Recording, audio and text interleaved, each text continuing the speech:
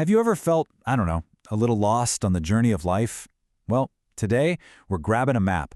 And this isn't your typical GPS. This is a map drawn from the timeless wisdom of poetry. It's designed to help us navigate the incredible and, yeah, sometimes confusing terrain of the human experience. I mean, that's the big one, isn't it? How do we find our way through all the twists and turns and unexpected crossroads? Well, for centuries, poets have been charting this very territory, offering us a special kind of guide, one that gives us a much deeper understanding of ourselves and our place in the world. All right, so let's unfold this map. Here's our plan.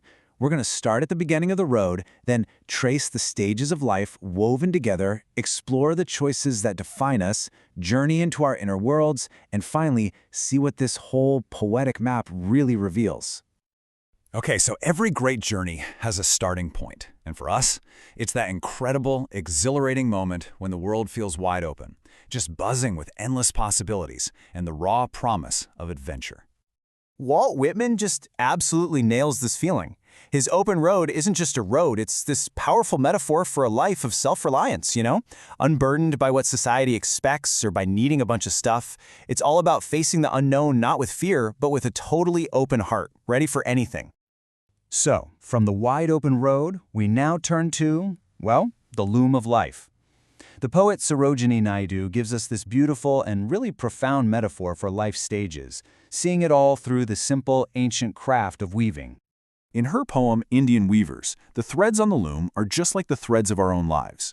At dawn, they're weaving this bright blue, which perfectly captures the fresh innocence of birth.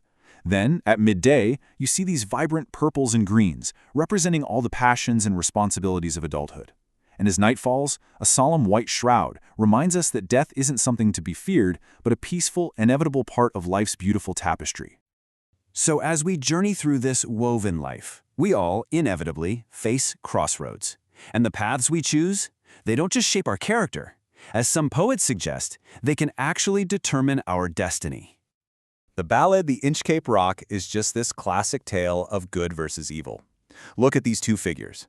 On one side, you've got the abbot, a symbol of pure selflessness, who puts a bell on a dangerous rock to save sailors. And on the other, Sir Ralph the Rover, who, driven by nothing but pure envy, cuts it down. He undoes a selfless act for no good reason at all.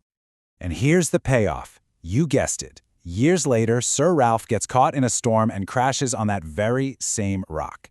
It's a perfect, almost elegant example of poetic justice. It's a pretty stark reminder that, well, what goes around often comes around.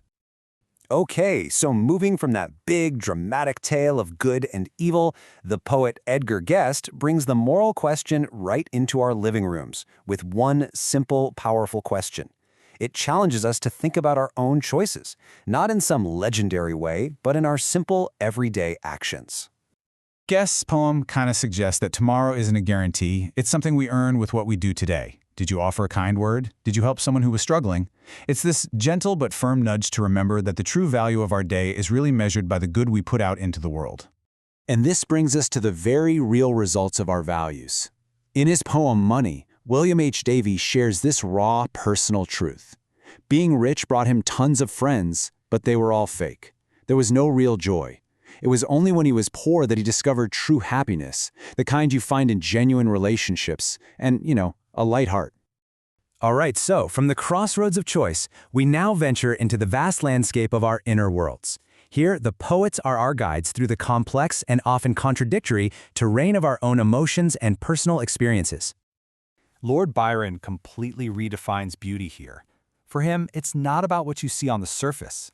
True beauty is the perfect harmony of a kind heart and a peaceful mind literally shining through someone, creating this captivating, almost tangible quality he calls a nameless grace. But that inner journey, it has its shadows too. Here we see two profoundly different paths. Remember Whitman's open road, that symbol of freedom and connection? Now, contrast that with the father's journey in Dilip Chitre's poem, where a daily train commute becomes a symbol of modern isolation, leading not to connection but to this deep, hollowing loneliness. Wow, this simile is just heartbreakingly accurate. To feel like a word dropped from a long sentence. I mean, that perfectly captures that feeling of being invisible, of being totally insignificant, even when you're in your own home. It's a powerful gut punch of a commentary on the alienation of modern life. In the face of this very human loneliness, the poet Ma Mangdai finds a kind of comfort in nature. She sees a soul in the river, a symbol of permanence and ancient wisdom that we humans often lack, right? While our lives are so short and our troubles feel huge, the river just flows on, a silent, enduring witness to all of our stories. So after traveling this road, through freedom, life's woven stages, moral choices, and our inner worlds, what has this poetic map actually shown us? Where have we arrived? Ultimately, when you weave all these poems together, they offer a timeless guide for our own lives. They're urging us to live freely, to respect life's natural cycles, to act with integrity, to value people over things, to practice kindness every day, and to seek genuine connection, both with others and, maybe most importantly, with ourselves. In the end, this poetic map can only show us the way. The journey itself, well, that's ours to live. The poets have shared their wisdom, their warnings, and their inspiration. So the real question is, what are you going to do with it? What kind of life will you create? What story will you tell?